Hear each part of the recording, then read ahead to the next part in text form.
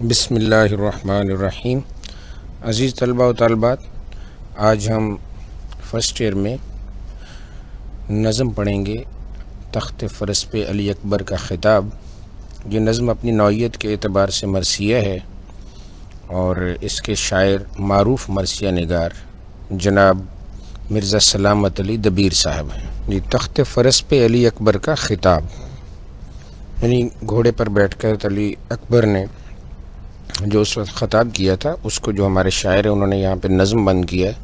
بنیادی طور پر آپ جانتے ہیں کہ یہ نظم مرثیہ ہے اور یہ مسدس ہیئت میں لکھی گئی ہے، اور مسدس ہیئت کے بارے میں آپ اچھے سے جانتے ہیں کہ ایسی نظم جس کا ہر بند 6 مصروں پر مشتمل ہو تو وہ مسدس کہلاتی ہے۔ اب یہاں پہ ہم پڑھنا شروع کرتے ہیں۔ شہزادے نے جلوہ جو کیا دامن نظیم پر، پھر زین نے آواز کسا مہر مبین پر، مرکب نے قدم فخر سے رکھا نہ زمین پر، سرعت سے کہا فرش بچھا عرش بریں پر، پلکوں سے لیا پنجے میں شہباز قضا کو، بغلوں کے شکنجے میں کیا قید ہوا کو۔ اچھا، یہ پہلے آپ میننگز وغیرہ دیکھ لیں تو زیادہ بہتر رہے گا۔ دامن زین، ٹھیک ہے۔ اب یہ گھوڑے کے اوپر جو ہے کاٹھی ہوتی ہے، اس کے نیچے چمڑے کا ایک حصہ ہوتا ہے جو دونوں طرف لٹکا ہوا ہوتا ہے، ٹھیک ہے، اس کو زین بولتے ہیں، ٹھیک ہے۔ اور پھر آوازہ کسا مطلب آواز لگائی، مہر مبین، مہر کہتے ہیں سورج کو، اور مبین مطلب واضح یعنی روشن چمکتا ہوا سورج۔ مرکب گھوڑے نے، فخر سے یعنی غرور سے، اچھا، اور سرعت کہتے ہیں تیزی کو، عرش بری پر یعنی عرش پر، پنجہ یعنی مٹھی میں لے لینا اپنی، شہباز قضا مطلب موت کا فرشتہ۔ اب بنیادی طور پر شاعر اس بند میں کہنا کیا چاہتے ہیں؟ شاعر اصل میں حضرت علی اکبر کا جو ہے وہ میدان کربلا میں آمد کا منظر جو ہے وہ پیش کر رہے ہیں کہ جب وہ میدان میں داخل ہوتے ہیں، ٹھیک ہے، تو داخل کا منظر کیسا ہے ان کا، کہ شہزادے نے جلوہ جو کیا دامن زیں پر، یعنی گھوڑے پر بیٹھ کر جب وہ میدان کربلا میں پہنچے تو پھر زین ان کے بیٹھنے سے جو ہے وہ اتنی روشن تھی کہ چمکتا ہوا سورج اس کے سامنے معمولی لگ رہا تھا، اور گھوڑا جو ہے گویا اس کے پاؤں فخر سے زمین پر ٹکتے نہیں تھے کہ اس پر جو ہے وہ کون سا شہزادہ بیٹھا ہوا ہے، ٹھیک ہے۔ اور پھر سرعت سے کہا فرش بچھا عرش بریں پر، اور اسی تیزی کے ساتھ، یعنی گھوڑا جو ہے وہ سمجھ لو ہواؤں میں تھا اس خوشی میں، اور اس نے کہا کہ عرش بریں پر جو ہے وہ کیا کرو، فرش بچھا دو، قالین بچھا دو۔ کیونکہ پلکوں سے لیا پنجے میں شہباز قضا کو، کہ انہوں نے موت کا فرشتہ اپنی آنکھوں میں جکڑ لیا تھا یعنی دیکھ لیا تھا، اور بغلوں کے شکنجے میں کیا قید ہوا کو، اور ہوا بھی گویا ان کے وہ محتاج تھی، ان کے حکم کی محتاج تھی۔ کہنے کا مطلب یہ کہ ان کو موت کا یا کسی چیز کا کوئی خوف نہیں تھا، وہ اپنی جو ہے وہ انجام سے بے فکر ہو کر جو ہے وہ موت کے سامنے آئے تھے، اور انہیں پتہ تھا کہ اب جو ہے وہ آخری مقام آ گیا ہے جہاں پہ جو ہے وہ ہم نے دشمن سے لڑائی کرنی۔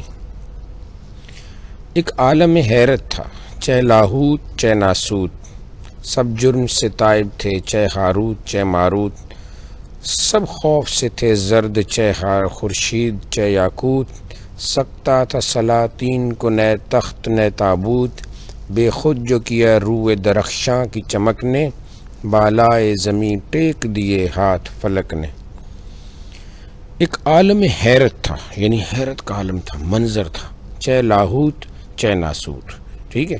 لاہوت یعنی فنا فی اللہ کا مقام، عالم بالا، اور ناسوت یعنی دنیا، دونوں میں ایک حیرت کا مقام تھا۔ سب جرم سے تائب تھے، ہاروت ماروت، چاہے وہ ہاروت ہیں یا ماروت ہیں۔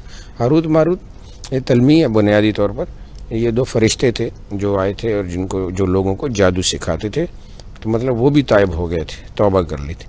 سب خوف سے تھے زرد، چہ خورشید چہ یاقوت، ٹھیک ہے، کہ موت کے خوف سے جو ہے سورج ہے یہ قیمتی پتھر ہے، ان کے رنگ اڑے ہوئے تھے۔ سکتا تھا سلاطین کو نئے تخت نہ تابوت، بادشاہ بھی سختے میں تھے، یعنی مطلب ان کو حیرت کے عالم میں تھے کہ کیا مطلب ہونے والا ہے۔ تخت یا نہ تابوت، نہ تخت کی ان کو فکر تھی نہ تابوت کی، کوئی ہوش نہیں تھی۔ بے خود جو کیا روئے درخشاں کی چمک نے، روئے درخشاں، درخشاں چمکدار روح کہتے ہیں چہرے کو. بالائے زمین ٹیک دیے ہاتھ فلک نے، زمین پر آسمان نے اپنے ہاتھ جو ہے وہ ٹیک دیے. یعنی یہ کہنے کا مطلب یہ ہے کہ حضرت علی اکبر جو ہے اس شان کے ساتھ جو ہے وہ میدان میں جلوہ گر ہوئے کہ ہر چیز جو ہے وہ عالم حیرت میں ڈوب گئی. ٹھیک ہے، ایون کہ آسمان جو ہے، خود آسمان نے بھی ان کے سامنے گویا ایک طرح سے گھٹنے ٹیک دیے. راہوار کے کاموں سے زمین چرخ میں آئی، پر ارک ارک ہو گیا وہ حق کا فدائی. چہرے پہ عجب آب چمپے پسینے نے دکھائی، ان قطروں سے نیساں پہ گھٹا شرم کی چھائی. راہوار کے کاموں سے یعنی گھوڑے کے جو قدموں سے بننے والا جو دائرہ ہے، یعنی گھوڑا جو ہے جو تیزی سے اگر دوڑ رہا ہو دائرے میں، ٹھیک ہے نا، بھاگ رہا ہو، اس سے زمین چرخ میں آئی، یعنی زمین بھی جو ہے ایک طرح سے گھومنے لگی. پر ارک ارک ہو گیا وہ حق کا فدائی. فدائی مطلب جان فدا کرنے والا، حق مطلب اسلام. ارک ارک ہو گیا، پسینے میں شرابور ہو گیا. چہرے پہ عجب آب پسینے نے دکھائی، اور وہی پسینہ جب چہرے پہ تھا تو اس کی چمک بڑی عجیب سی تھی. ان قطروں سے نیساں پہ گھٹا شرم کی چھائی، یعنی ایسے قطرے تھے کہ جو بارش ہے وہ خود جو ہے وہ اس سے جو ہے وہ آب آب ہو رہی تھی. شرم یہ قدر ارک کی نہ کسی رو سے بڑھی تھی، یہ قدر ارک کی نہ کسی رو سے بڑھی تھی، شبنم کبھی خورشید کے منہ پر نہ پڑی تھی. ٹھیک ہے جی، یعنی ایسا کبھی نہیں ہوا کہ شبنم سورج کے منہ پر پڑی ہو. لازم بات ہے شبنم کا قطرہ چھوٹا سا ہے اور سورج کی اتنی حدت ہوتی ہے، وہ تو پہلے ہی وہ شبنم کا قطرہ جو ہے وہ ختم ہو جاتا ہے. لیکن یہاں پر شاعر کیا کہہ رہے ہیں کہ ایسا کبھی نہیں ہوا کہ شبنم سورج کے منہ پر پڑی ہو.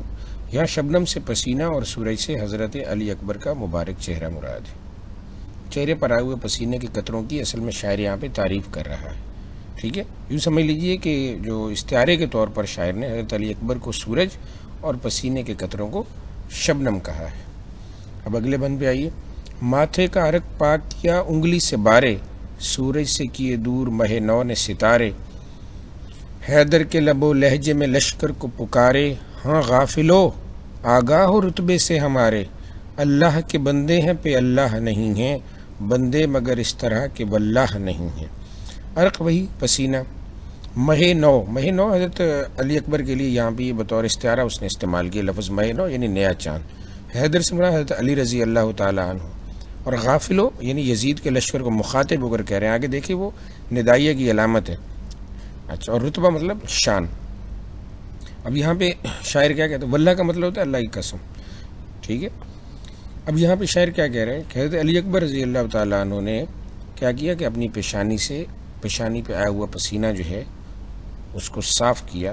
ٹھیک ہے، اور یہ بالکل ایسے ہی منظر تھا کہ جیسے سورج کے چہرے سے ہلال کا چاند تمام ستارے دور ہٹا دے. پھر انہوں نے حضرت علی رضی اللہ تعالیٰ عنہ کے لہجے میں لشکر کو مخاطب کیا، اور مخاطب کر کے کیا کہا کہ تم اے غافل ہو، یعنی تم غفلت میں پڑے ہوئے لوگ ہو. غفلت میں کیسے؟ یعنی تم جانتے بھی ہو کہ ہم کون ہیں، اس کے باوجود تم اس کو ماننے کے لیے تیار نہیں ہیں. آگاہ ہو رتبے سے، ہماری شان سے آگاہ ہو کہ ہم کون لوگ ہیں. ہم اہل بیت ہیں، ہم خانوادہ رسول ہیں. ٹھیک ہے، ہم لڑنے کے لیے یہاں پر نہیں آئے ہیں.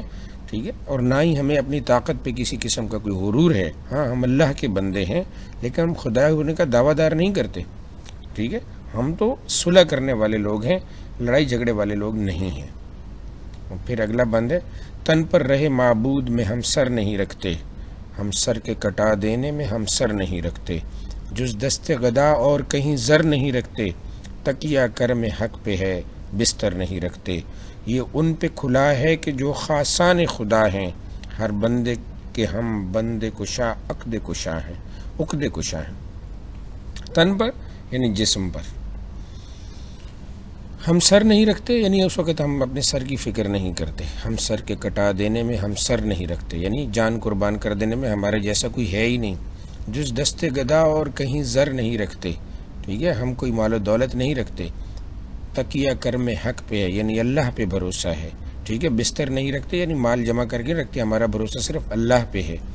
خاصان خدا جو اللہ کے بندے ہیں، ہم بندے کے ہر بندے کشا عقد کشا، یعنی ان کی مشکلات کو حل کرنے والے ہیں، ان کی مدد کرنے والے لوگ ہیں ہم تو. ٹھیک ہے، اب یہاں پہ حضرت علی اکبر جو ہیں وہ یزید کے لشکر سے مخاطب ہیں اور کیا کہتے ہیں کہ بھئی اللہ کے راستے میں جان کٹا دینے میں ہمارا کوئی ثانی نہیں ہے، ہم اللہ کے راستے میں جان قربان کرنے والے لوگ ہیں اور ہمارے جیسی جان کوئی اور قربان کر ہی نہیں سکتا، اور ہمیں اللہ کے علاوہ اور کسی پر کوئی بھروسہ نہیں ہے، ہمارا یقین صرف اور صرف اللہ پہ ہے، اور یہ بات صرف وہی لوگ جانتے ہیں جو اللہ کے خاص بندے ہیں کہ ہم تو لوگوں کی مدد کرنے والے ہیں، ہم تو ان کے کام آنے والے ہیں، ہم تو ان کی پریشانیاں دور کرنے والے ہیں، نہ کہ ہم ان کو پریشان کرنے والے۔ احکام یزید اور ہیں اور اپنے امور اور، باطل کی نمود اور ہے اور حق کا ظہور اور، نمرود کی آگ اور ہے اور آتش طور اور، زنبور کا غل اور ہے اور الہان زبور اور، سمجھو تو صحیح تم کہ بشر کیا ہے ملک کیا، بت کیا ہے خدا کیا ہے زمین کیا ہے فلک کیا۔ احکام یزید یعنی یزید جو اس وقت وہاں کا حکمران تھا، حضرت امیر معاویہ کا بیٹا تھا، نااہل تھا، نکمہ تھا، بدکردار تھا، اس کی بات ہو رہی ہے۔ اپنے امور یعنی اپنے کام، باطل کی نمود یعنی نمودار ہونا، نکلنا، ظاہر ہونا، اور حق کا ظہور حق سچ، نمرود کی آگ اور ہے اور آتش طور، نمرود یہ جو ابراہیم علیہ السلام کے زمانے میں بادشاہ تھا جس نے خدائی کا دعویٰ کیا تھا، اور آتش طور یعنی طور کی آگ، زنبور مکھی، غل شور، الہان زبور یعنی زبور کو خوش آوازی سے پڑھنا۔ اب یہاں پر یہ یزید ہے یا کیا نام ہے اس کا، نمرود ہے یا آتش طور ہے یا الہان زبور ہے، یہ تمام کی تمام یہاں پر تلمیحات ہیں، اور تلمیحات کے بارے میں اچھے سے جانتے ہیں کہ ایسے الفاظ جن کے پڑھنے سے پورا واقعہ یا کہانی یاد ہے۔ تو یزید سے تو واقعہ کربلا یاد آتا ہے، نمرود سے وہ آگ یاد آتی ہے جس میں ابراہیم علیہ السلام کو انہوں نے جلانے کی کوشش کی تھی، اور آتش طور یعنی طور کی آگ جہاں موسیٰ علیہ السلام کو پیغمبری ملی تھی، اور الہان زبور یعنی حضرت وہ داؤد علیہ السلام کی خوش آوازی جس میں وہ زبور کو پڑھا کرتے تھے۔ ٹھیک ہے جی، اچھا جی، اب کیا مطلب ہے اس کا؟ احکام یزید اور ہیں اور اپنے امور، یعنی یزید کی بات حکم اور ہیں، ہمارے کام کچھ اور ہیں، باطل کسی اور طرح سے ظاہر ہوتا ہے اور حق کسی اور طرح سے۔ نمرود کی آگ اور ہے اور آتش طور اور، یعنی ہر آگ ایک جیسی نہیں ہوتی، نمرود کی آگ اور آگ ہے اور آتش طور یعنی نمرود کی آگ تو جلانے کے لیے تھی اور طور کی آگ تو پیغمبری دینے والی تھی۔ زنبور کا غل اور ہے اور الہان زبور اور، مکھی کا بھن بھنانا وہ کوئی اور چیز ہے، اور زبور کا پڑھنا خوش آوازی سے وہ اور چیز ہے۔ ٹھیک، اب یہاں پہ دو تین چیزیں آپ اور بھی ذرا نوٹ کریں، باطل اور حق یہ آپس میں متضاد ہیں، ٹھیک ہے نا، یہ صنعت تضاد یہاں پہ استعمال کی گئی۔ اچھا جی، سمجھو تو صحیح تم کیا ہے ملک کیا، بشر انسان کیا ہے اور فرشتے کیا ہے، بت کیا ہے، خدا کیا ہے، زمین کیا ہے، فلک کیا، یعنی یہ بات تو سمجھنے کی کوشش کرو کہ حق اور باطل میں کیا کیا فرق ہے۔ کیا تم حق اور باطل میں گویا وہ تم فرق بھی تمیز کرنے کے بھی قابل نہیں ہو، یعنی اصل میں کہنا یہ چاہ رہے ہیں تم یہ جاننے کے بھی قابل نہیں ہو کہ اس حق پہ کون ہے، حق پہ ہم لوگ ہیں، اور پھر تم یزید کے ساتھ کھڑے ہو۔ یہ انہوں نے یزید کے لشکر کو مخاطب کر کے کہا تھا۔ سامان سے کوئی صاحب ایمان نہیں ہوتا، ہر اہل عصا موسیٰ عمران نہیں ہوتا، پہنے جو انگوٹھی وہ سلیمان نہیں ہوتا، آئی نگر اسکندر دوران نہیں ہوتا، لاکھ اوج ہو پشے کا ہما ہو نہیں جاتا، بت سجدہ کافر سے خدا ہو نہیں جاتا۔ اب یہ جو بند ہے اس میں دو تین چیزیں ذہن میں رکھیں، موسیٰ عمران کا ذکر ہے، حضرت سلیمان علیہ السلام کا ذکر ہے، اور اسکندر کا ذکر ہے۔ موسیٰ علیہ السلام اللہ کے پیغمبر ہیں جن کو اللہ نے معجزہ دیا تھا، ایک چھڑی دی تھی۔ سلیمان علیہ السلام اللہ کے پیغمبر ہیں جن کے پاس ایک انگوٹھی تھی جس پہ اسم اعظم تھا، اور ان کی ہواؤں پہ، زمین پہ، سمندروں پہ، ہر چیز پہ ان کی حکومت تھی، تمام مخلوقات پہ حکومت تھی۔ اور سکندر اعظم الیگزینڈر دی گریٹ جس نے آدھی سے زیادہ دنیا فتح کی تھی۔ اب شاعر کیا کہتا ہے کہ کوئی بھی صاحب حیثیت مال و دولت والا اگر یہ سمجھ لے کہ دولت کے ہونے سے وہ ایمان والا ہو گیا تو ایسا نہیں ہو سکتا۔ اسی طرح ہر چھڑی رکھنے والا اگر اپنے آپ کو موسیٰ سمجھنے لگ جائے تو ایسا بھی نہیں ہو سکتا، اور اس طرح جو انگوٹھی جنہوں نے پہنی ہوئی ہو اور وہ سمجھے کہ میں بادشاہ بن گیا ہوں، یہ بھی نہیں ہو سکتا۔ اور اس طرح کوئی آئینہ ساز اگر اپنے آپ کو سکندر سمجھنے لگ جائے، زمانے کا، وقت کا فاتح سمجھنے لگ جائے، تو یہ بھی ایسا نہیں ہوتا۔ لاکھ اوج ہو پشے کا، پشے کہتے ہیں مچھر کو، مچھر کتنا اوج مطلب بلندی پہ چلا جائے وہ ہما نہیں ہوتا۔ ہما کیا مطلب؟ ہما ہو نہیں جاتا، وہ ایسا پرندہ ہے جس کے بارے میں یہ کہا جاتا ہے کہ کسی کے سر سے گزر جائے تو وہ بادشاہ بن جاتا ہے، تو کہتے ہیں ایسا نہیں ہے۔ اور بت سجدہ کافر سے خدا ہو نہیں جاتا، جس طرح کسی بت کو سجدہ کرے کوئی کافر تو اس کا مطلب یہ نہیں ہے کہ وہ بت جو ہے وہ خدا بن گیا ہے، ایسا نہیں۔ تو اسی طرح سے تم یزید کی سائڈ پہ کھڑے ہو تم کبھی بھی یہ مت سوچو، یعنی تمہاری یہ سوچ ہی غلط ہے کہ تم حق پر ہو، تم باطل ہو، تم حق کے ساتھ نہیں ہو، ٹھیک ہے؟ حق جو ہے وہ ہمارے ساتھ ہے۔ حضرت علی اکبر جو ہے وہ یہ کہتے ہیں، یعنی اگر تم یہ سمجھ رہے ہو جس طرح یہ سب چیزیں ہیں کہ عصا کے ہونے سے کوئی موسیٰ نہیں بنتا، ٹھیک ہے، انگوٹھی کے ہونے سے سلیمان نہیں بنتا، آئینہ ہونے سے سکندر نہیں بنتا، اسی طرح حکومت ہونے سے، یزید کی حکومت ہونے سے یا حکومت کے ساتھ ہونے سے تم سمجھو کہ تم حق پر ہو، ایسا ہو نہیں سکتا، ٹھیک ہے جی۔ Okay students, thank you so much. امید ہے کہ آپ نے چینل کو سبسکرائب کیا ہوا ہے، اپنے دوستوں کے ساتھ ضرور شیئر کیجئے اس کو تاکہ وہ بھی اس سے فائدہ اٹھا سکیں۔ آپ کا بہت بہت شکریہ، اللہ حافظ۔